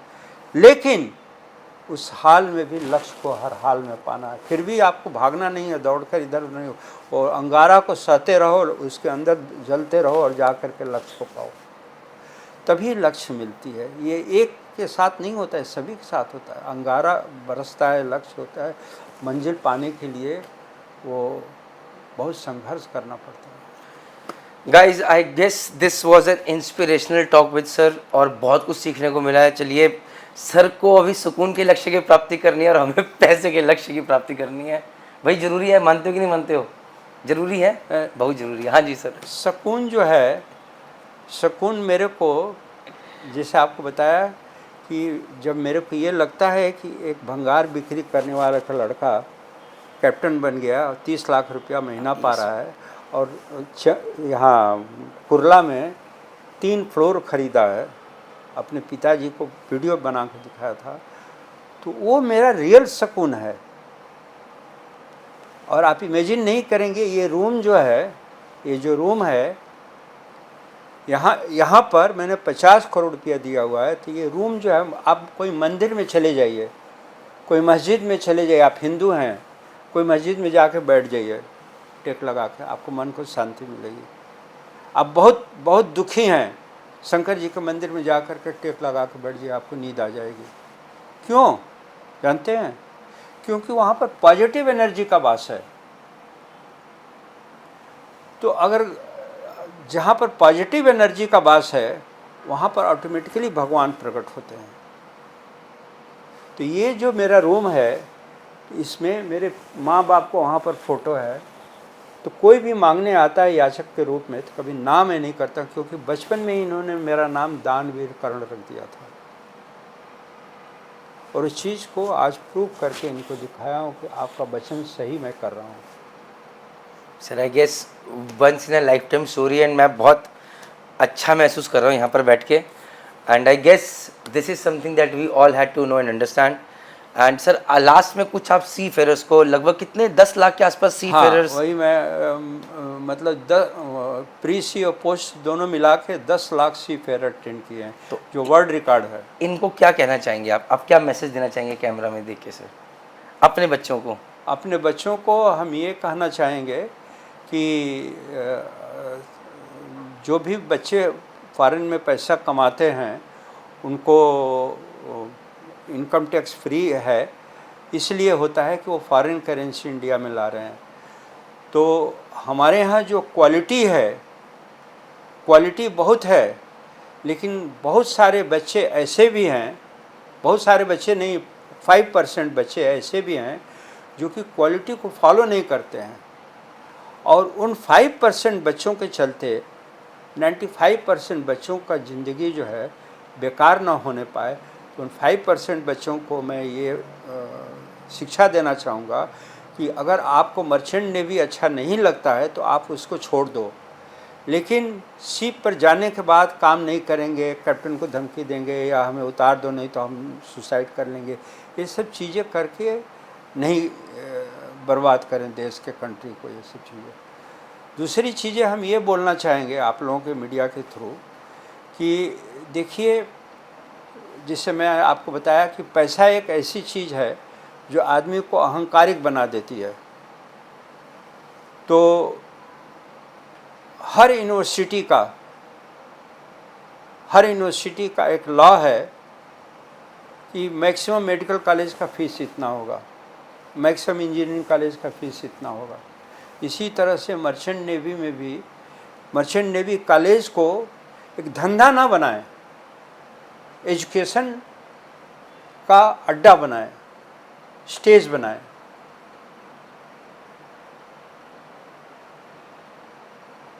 समझिए सर। तो ये मेरा एक रिक्वेस्ट है लोगों से कि एजुकेशनल मतलब क्वालिटी जो होती है, quality is count everywhere else. अगर क्वालिटी है तो एवरीथिंग इज़ गुड। तो विद दिस आई गेस हम इस पॉडकास्ट को एंड करते हैं गाइस। और मैं बस रिक्वेस्ट करूंगा आपसे कि आखिर के 5 मिनट मैं चाहूँगा कि प्रताप सर आए और अपनी उसके बारे में बताएं। Thank you sir, thank you. तो प्रताप जी, आपसे मैं इसलिए बात कर रहा हूँ कि जानना चाहता हूँ आपकी पेरेंटिंग के बारे में, बिकॉज आपके पापा ने एक लेगेसी बनाई है and he has got 2 sons, और वो बिल्कुल चाहेंगे कि यार ये लेगेसी इतनी बड़ी आगे बने कि, क्योंकि मेरा ये मानना है कि बाप हमेशा बच्चे को अपने कंधे बिठाता है और वो हमेशा चाहता है कि बच्चा आगे की तरफ देख, बच्चा आगे निकले। मतलब मेरा छोटा बेटा 8 साल का, तो मैं हमेशा मान के चलता हूँ दुनिया में सबसे जेलस हो सकता हूँ, बट मेरी औलाद या मेरी बहनों के औलाद जब आगे निकलेंगे that will be the happiest. तो सर आपके केस के अंदर पेरेंटिंग में, जैसे कि यार आपको तो बना बनाया पूरा खेल मिल सकता था, मतलब when you were growing up, this college was growing already, this thing was growing up, तो फिर भी आपके पापा ने आपको सेलिंग पे भेजा, बोला भैया चीफ की टिकट निकालो, बड़े भाई को कप्तान की टिकट निकालो, ये क्यों? और आपको उस टाइम पे अटपटा नहीं लगा? जी सर। जय माता प्रणीत जी। जय माता दी। कैसा है, जो मेरे सर जी हैं, जो चेयरमैन सर है, फाउंडर चेयरमैन मेरे डैड भी हैं, उनका हमेशा से एक विजन था कि हमने जो गलती की हुई है सी फेरस आगे चल के गलती ना करे। तो अगर कोई दूसरा पेरेंट होता तो था थोड़ा हिचकिचाता कि मर्चेंट नेवी में ना डाल के कहीं और डाल दें। तो जब उन्होंने हमको बोला कि आपको चीफ इंजीनियर, एक बच्चा चीफ इंजीनियर बनेगा, एक बच्चा कैप्टन बनेगा और आपको इसी दिशा में जाना है, तो उनका एक सिंपल सा चीज़ था कि आप चेयर में ऐसे बैठा तो मैं आपको सकता हूँ, लेकिन the people you will be administrating will be of the rank of captain chief engineers and more so over, जो आप सी फेरस के साथ जो आप डील करेंगे, जब तक आप उनका स्ट्रगल नहीं जानेंगे वो क्या क्या चीज़ें गुजरते हैं, तो when you sit in that chair you will not be able to take decision in a very just way. एक जस्टिफाई वे में आप डिसीजन नहीं ले पाएंगे। तो उनका ये कहना था कि आप पहले सी फेरर का स्ट्रगल देखिए, क्या क्या चीज़ें गुजरता है। जब आप 40 डिग्रीज हीट में इंजन रूम में आप काम करेंगे तब आपको पता चलेगा कि सी फेरर्स को क्या क्या चीज़ें गुजरना पड़ता है। अलग अलग तरीके से अलग अलग चीज़ें इंटरव्यूज़ देने पड़ते हैं, अलग अलग कंपनीज़ में जाने पड़ते हैं। तो ये सारी चीज़ें सर ने बोला कि आप पहले ये गो थ्रू करिए, फिर जब आप चीफ इंजीनियर बन जाएंगे और आप उस लायक हो जाएंगे कि आप चीफ इंजीनियर बन जाए, तभी आप एक मैनेजिंग डायरेक्टर के पोस्ट पे बनेंगे। इनफैक्ट मैं ये भी कहना चाहूँगा, अब जैसे आपने पेरेंटिंग की बात करी, सो डैड बहुत बिजी रहते थे इनिशियल ईयर्स में। When I was, you already know, I was 6 months old, my Elder brother was 11 years old, and उन्होंने बाय द वे कॉलेज का नाम BP मरीन एकेडमी रखा हुआ है। बहुत लोगों को लगता है ब्रिटिश पेट्रोलियम, अब भारत पेट्रोलियम, लेकिन एक्चुअली में हमारे सौभाग्य है कि जो पेरेंट्स के नाम में रखा जाता है या देवी देवताओं के नाम में रखा जाता है, उन्होंने एक बच्चों के नाम पे कॉलेज का नाम रखा है, बादल एंड प्रताप मरीन एकेडमी। सो ये हमारा सौभाग्य है, उन्होंने अगर वो हमारे नाम पे रखा है तो ये हमारी जिम्मेदारी बनती है कि इन्होंने जो लेगेसी सेट की है, he is like Pioneer of maritime industry, one of the first college private colleges to start in Belapur, in fact all over India. So ये हमारी लेगेसी जो सर ने सेट की है, हमें बढ़ाना है, हमारा दायित्व है। और उन्होंने पेरेंटिंग इस तरीके से की है, जब मैंने यहाँ पे कोर्स किया, सर ने बहुत संक्षेप में बताया, आपको थोड़ा सा डिटेल में बताऊँगा। जब मैं यहाँ पे कोर्स कर रहा था, मेरा यहाँ पे हॉस्टल में मैं खाना खाता था और मैं यहाँ पे ही रहता था, और तो मेरा घर यहाँ से बस 2 मिनट के दूरी पे है। एक दिन मैंने थोड़ा फ़ायदा उठा के घर चले गया, मम्मी ने बोला कि आ जाओ बेटा बटर चिकन खा लो, मैं बटर चिकन खाने गया, और डैड उसी दिन घर पे जल्दी आ गए थे लंच पे। उन्होंने मुझे देखा, उन्होंने बोला रिपोर्ट करिए ऑफिस में। तो मुझे ऑफिस से बोला कि आप पूरा दिन नील डाउन करेंगे और आपके अगले पूरे कोर्स का ड्यूरेशन का श्योर लीव कैंसिल। उसके बाद फिर मुझे समझ में आया कि इट इज़ एक्चुअली इंपॉर्टेंट। अच्छा, इस केस में, सॉरी, इस केस में सर इस केस में घर पे मैम से लड़ाई नहीं हुई कि मेरे बेटे को तुमने ये ऐसा कर दिया है? सिर्फ एक शब्द में आपको जो एक दोहा बताया था कि क्षमा सोबती उस भुजंग को जिसके अंदर गरल हो, उसका क्या जो दंतहीन हो, विषहीन हो, विनीत सरल हो। अगर हस्बैंड सीधा साधा भोला भाला है तो हर औरत सर पर चढ़ के तांडव करेगी। अगर वो विषहीन है, भयंकर है, और वो मालूम चल जाए बीवी को कि फुफकारेगा, तो ये खाली फुफकारेगा नहीं, अगर काट दिया तो ख़त्म। तो डर रहता है, तो डर के बिना संसार में कोई चीज़ नहीं है। तो discipline is the only 2 way. Discipline के केवल 2 रास्ते हैं, एक तो डर और दूसरा स्वीक सेंस, तीसरा कोई रास्ता नहीं है अगर जहाँ डिसिप्लिन बनाना है। Thank you sir, thank you. तो सर ये बताइए, जब आप इंजीनियरिंग कर रहे थे, आप इंजीनियरिंग बड़ा भाई डेक साइड इंजीनियरिंग में तो मुझे लगता है ज़्यादा टफ है, मुझे ऐसा लगता है पर्सनली, क्योंकि मैं इंजीनियर हूँ भाई, बायस हो सकता हूँ। तो यार जब 45 डिग्री पे काम कर रहे हो यार, घर पे सब कुछ है, इतनी जागीर है, गाड़ी है, सब कुछ है, तो यार लगता नहीं था कहाँ फंस गया हूँ यार मैं, क्या चल रहा है? या पापा का डर था इसलिए कभी वापस नहीं आए? इनिशियली तो पापा के डर था, but then when I was working on ship, मुझे ये पता था कि डैड बहुत स्ट्रगल करके आए हैं ऊपर। So I need to go through the almost, उतना स्ट्रगल तो मैंने नहीं किया है, but some struggle to know how it is, you know, to get a test कि how it is to deal, you know, working on ship. 40 degrees आप heat में काम करेंगे, उसके बाद फिर थके आ रहे जब कैबिन में आते हैं, फिर आप सो जाते हैं, बिल्कुल होश ही नहीं रहती। फिर जब मैं वापस यहाँ पे आता था, मैं पार्ट टाइम फिर यहाँ पे भी काम करता था। ऐसा बाकी लोग को लगता है कि you know nepotism and all, but then you know it is, जैसे सर ने बोला कि पैसा कमाना ईजी है, लेकिन उसको बढ़ाना और उसको मेंटेन करना, it is 100 times more difficult. So मुझे यहाँ पे आके भी पार्ट टाइम जॉब करो, फिर उसके बाद जब मैं यहाँ पे आता था डैडी को थोड़ा हेल्प करता था, उनका स्ट्रगल देख के थोड़ा मुझे भी जैसा आपका है इंटेंशन कि उनको देख के थोड़ा सीखने मिल जाए, तो मेरी खुशकिस्मती है कि मैं इनके यहाँ पे मैं पैदा हुआ, मुझे उनका स्ट्रगल देखने मिला, उनसे कुछ सीखने मिला।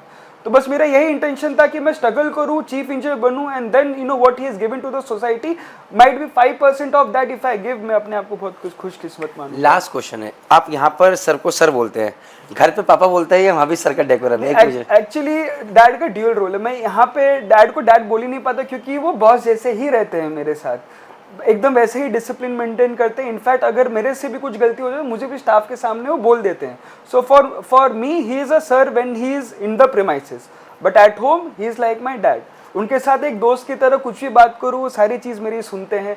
मैं एक और चीज़, आप जैसे पेरेंटिंग की बात बोले, डैड इनिशियली बहुत स्ट्रगल करते थे, काम करते थे, सुबह 9 बजे से लेकर रात को 8-9 बजे तक वो लोग ऑफिस में रहते थे। तो मैं स्कूल से आता था, हेल्थ बहुत इंपॉर्टेंट चीज़ जैसे आपने बोली।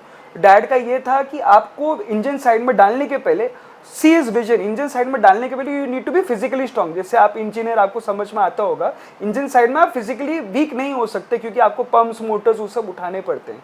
तो ये मुझे बोलते थे कि आप 100 डंड बैठक और 300 हिंदू पुशअप जो बोलते सपाट जिसको बोलते वो मारेंगे, और वो बैठ के गिनते थे 1-1, 2-2, 3-3 करके, और जब तक 300 पूरा नहीं हुआ तब तो उठते नहीं थे। मेरे बेटे की लंका लगने वाली है सर इस पॉडकास्ट के बाद। वो 8 साल का है, उसको पता नहीं उसके साथ क्या होने वाला है अब जाके। तो वो बोलते थे कि जब तक आप फिजिकली स्ट्रांग नहीं बनेंगे तब तक आप जा नहीं पाएंगे। तो वो मुझे उस टाइम बहुत बुरा लगता था कि कसाई बापू जो है ना, बापू जो है सेहत के हानिकारक है।